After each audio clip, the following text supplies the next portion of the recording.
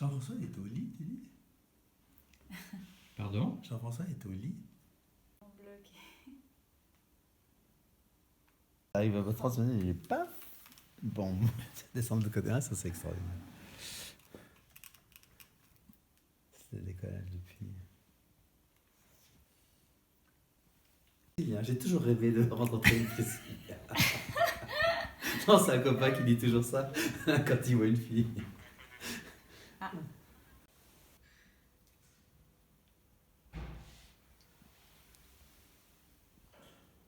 On les entend plus. Là, il faudra un zoom, parce que je peux pas. Ah, ça fait chaud quand même. Et tout ça, il est tout en. Alors ça c'est pas un garage, c'est un temple.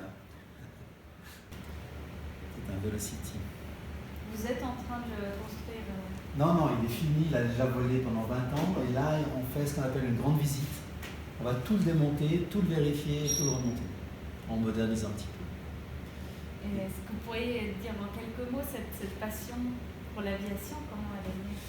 Je ne sais pas comment c'est né. Je ne sais même pas si je suis un passionné d'aviation, mais, Ah. mais en fait, comme je disais, mon premier salaire est parti à l'Aéroclub.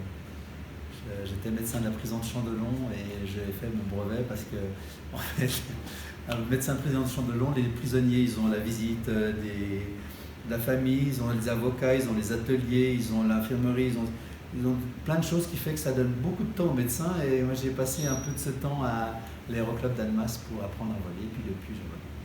Et c'est...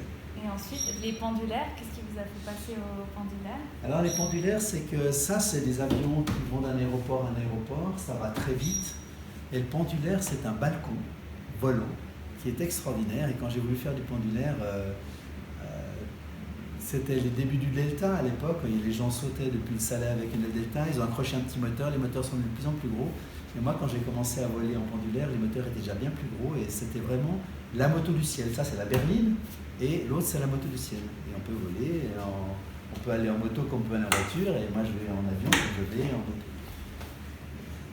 Ouais, ce sont ces avions-là, il faut.